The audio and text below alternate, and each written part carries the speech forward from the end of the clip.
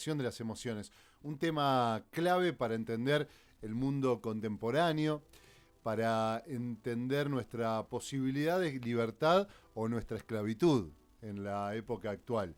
Lo hicimos a través de algunos textos, trajimos a Eva Iluz, que es una extraordinaria socióloga de las más influyentes en la actualidad desde hace muchos años, pero que es muy leída hoy y muy consultada y muy citada por otros autores como el propio Byung-Chul Han, que hemos traído en otros momentos y que hoy vamos a apelar a él porque es ineludible cuando hablamos de la manipulación de las emociones, de la infocracia, de la psicopolítica, traer nuevamente a Byung-Chul Han. Y de Eva Iluz estuve consultando, leyendo, estudiando Intimidades congeladas, las emociones en el capitalismo, un extraordinario libro que te quiero traer algunas partecitas y que las analicemos juntos. A ver cuánto de esto también tiene que ver, lo ves reflejado en tu vida cotidiana o en la sociedad actual.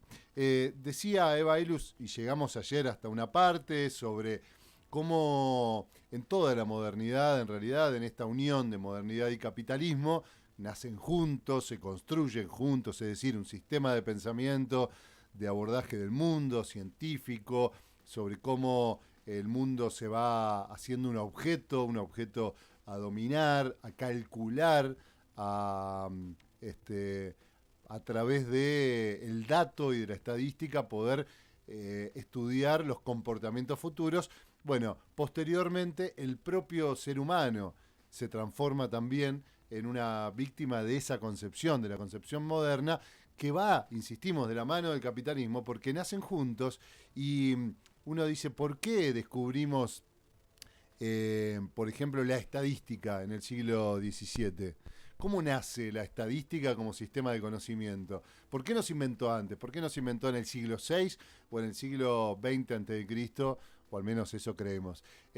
Bueno, porque no hacía falta, porque las necesidades, la determinación de las relaciones económicas, materiales, eh, de una civilización sobre otra, bueno, dan a entender determinadas necesidades que después los sistemas filosóficos, científicos, de pensamiento y finalmente del sentido común que tenemos todos y todas, lo hace necesario. Bueno, en este caso el capitalismo hacía necesario dominar al ser humano y utilizarlo con la mayor energía posible.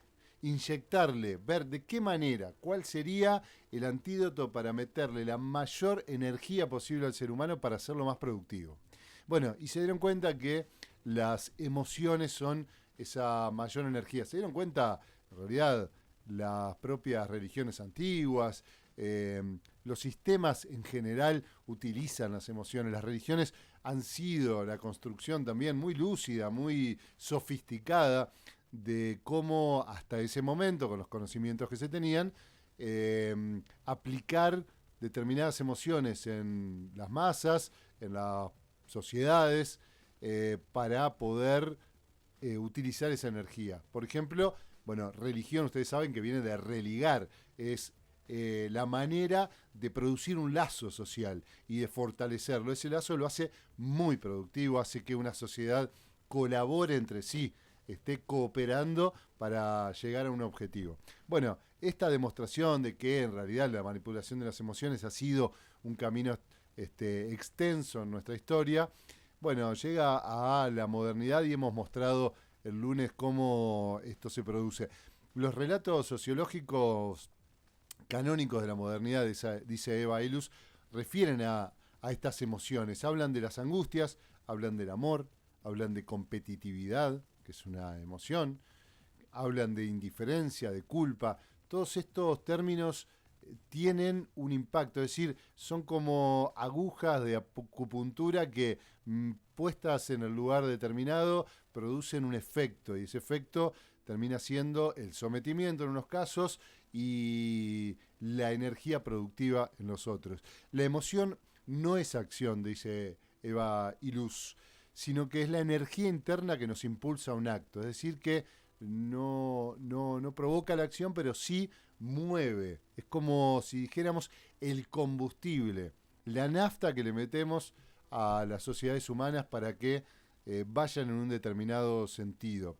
Las emociones, continúa Evailus en algún otro segmento, son aspectos profundamente internalizados. Esto es muy importante, muy importante para que nos analicemos cada uno de nosotros y nosotras. Las emociones son aspectos profundamente internalizados e irreflexivos de la acción, es decir, están previamente a nuestra reflexión, están antes, están por debajo de nuestra capacidad de reflexión. Y esto es importante entender, que nosotros creemos que podemos dominar con nuestra mente, con nuestro pensamiento, en gran medida lo que dejamos entrar. Bueno, no, las emociones, a lo que apunta la fibra que tocan estos elementos de manipulación, van muy por debajo. Es lo inconsciente, lo irreflexivo de la acción, porque no, pero no porque no conlleven suficiente cultura y sociedad, dice Bailuz, es decir, no porque estén por debajo de lo que conocemos, de nuestra cultura, de nuestras relaciones sociales, y entonces son puramente emocionales, sino muy por el contrario, porque tienen demasiado de ambas, decía Evailuz. Es decir, la libertad individual en este caso, y es lo que estamos tratando de alguna manera de demostrar, es imposible. El aislamiento se vuelve imposible, aun cuando es la propuesta utópica del actual sistema político, con un intento de implantar en la Argentina y con una búsqueda de globalización, que es el anarcocapitalismo. La idea de que todo lo que viene de afuera es un adoctrinamiento y que, insistimos, como venimos diciendo, la única verdad está en salirnos, en ir a lo emocional, ¿no? No solo el anarcocapitalismo, hay un montón de corrientes de pensamiento actuales o corrientes de autoayuda, esotéricas y demás, que también, más allá de que hay otras que son muy positivas, algunas fortalecen esta idea de que tenés que conectarte con tu emoción. Bueno, lo que no ven es que las emociones ya están atravesadas por la cultura, por la sociedad, por los sistemas de abordaje de la realidad que ya tenemos internalizados. Bueno, organizan, dice Bailuz, las sociedades del mundo, es decir, entre hombres y mujeres, y esto también es muy importante, entender que las relaciones entre hombres y mujeres están atravesadas por un tipo de emocionalidad, que para ser un hombre, dice Bailuz, de carácter, para ser un hombre de carácter, hay que dar muestras de valor, fría racionalidad y agresividad disciplinada. La femineidad, por su parte, exige amabilidad, compasión y alegría. Ahí ya vemos cómo el tipo de emociones que tenemos habilitadas e incentivadas, y que creemos naturales en nosotros, bueno, son parte de un tipo de relación social, incluso económica. Estas divisiones producen jerarquías emocionales, dice Iluz, jerarquías emocionales, porque la racionalidad fría, por lo general, es considerada más confiable, ¿no? Cuando escuchamos a Javier Milei decir, yo no tengo por qué saber qué le pasa a alguien que tiene hambre o que no llega a fin de mes. Yo tengo que ver los números fríos, porque yo soy un tipo frío, que no está sensibilizado por la emocionalidad, ni mucho menos. Bueno, esa racionalidad fría es considerada más confiable, objetiva y profesional que la compasión, por ejemplo. Que alguien que emite compasión, que manifiesta un sentimiento en el cual pueda decir, mira, lo calculable, lo racional parece ser que tenemos que cortar este gasto, pero sin embargo no podemos hacerlo por humanidad, por otros valores. Bueno, eso es considerado menos objetivo, menos confiable, menos profesional. El ideal de la objetividad, eh, por ejemplo, que domina la concepción de la información periodística, o de la justicia, que se la considera ciega, ¿no? Presupone la práctica del modelo masculino del control emocional de sí. Bueno, ahí también mostramos cómo las emociones son un evento cultural, un evento social que ya está incorporado, ya está adoctrinado, si querés, para usar una palabra muy de moda. La construcción del capitalismo, dice Eva Iluz, se hizo de la mano de la construcción de una cultura emocional muy especializada y que cuando nos concentramos en esa dimensión, en sus emociones, por decirlo de una manera, podemos descubrir otro orden de la organización social del capitalismo. Algo de lo que hemos hablado, por ejemplo, con Verónica Gago, que decíamos, el neoliberalismo no es un sistema económico, es un sistema que se internaliza, un sistema de conductas y también de jerarquización de las emociones.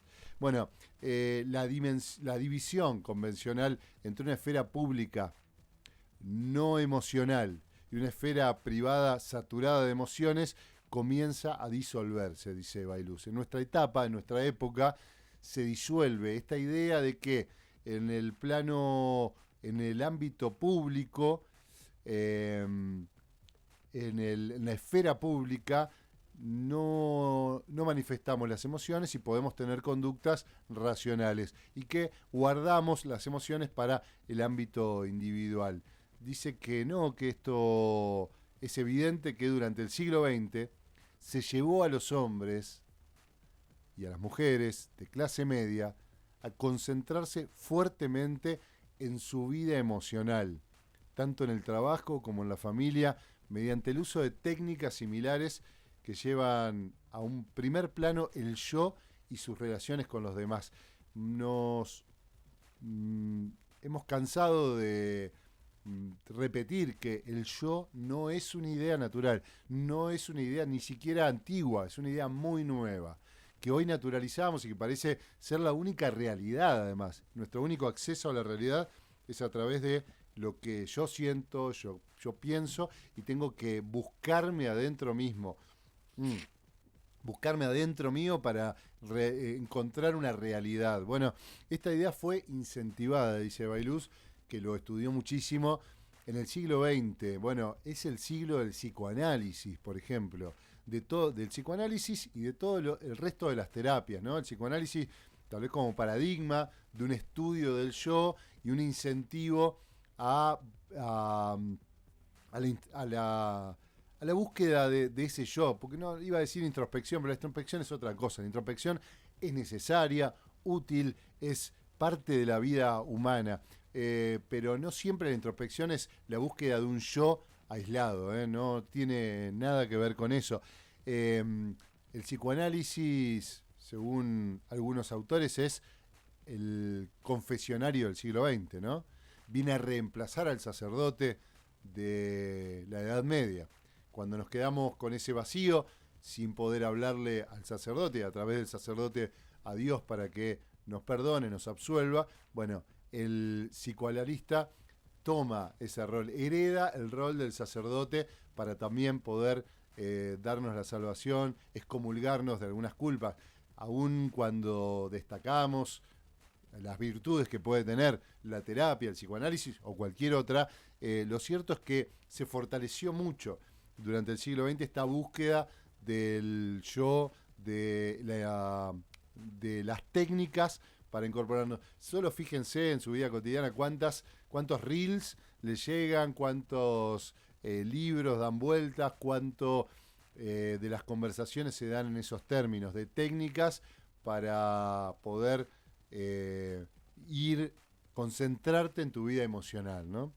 Y el yo interior, privado, nunca tuvo una representación tan pública ni estuvo tan ligado a los discursos y valores de las esferas económicas y políticas, dice Eva Iluz. Cuanto más se incentivó eso, más se anuló la división. Es decir, antes teníamos una interioridad tal vez más corrida de los valores públicos, hoy ya no. Hoy en la interioridad reproducimos en gran medida lo que en los valores públicos, lo que la economía está pidiendo de nosotros y hemos interiorizado eso. El proceso de establecimiento del yo como asunto público y emocional encuentra su expresión más fuerte en la tecnología de Internet.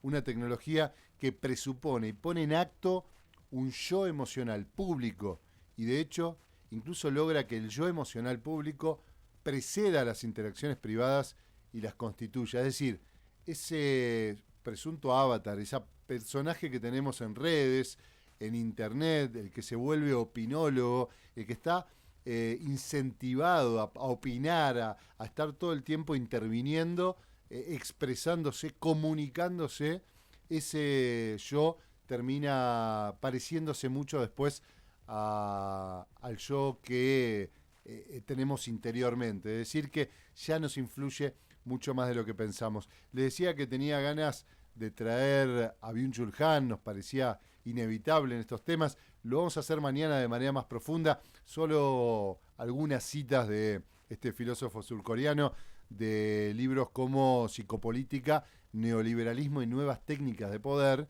y uno de sus últimos libros, Infocracia, la digitalización y la crisis de la democracia. Los hemos traído en otros momentos, pero a propósito de este tema, también trabaja muchos temas. Empieza con una cita de Jenny Holzer que me parece que con esto voy a cerrar, porque quiero que nos deje pensando y nos vamos a ir a la entrevista. Jenny Holzer decía: protégeme de lo que quiero, como una expresión de que ya a esta altura necesitamos incluso una protección, necesitamos cierto blindaje, necesitamos quebrar lo que creemos que es nuestro deseo, porque nuestro deseo ya está manipulado.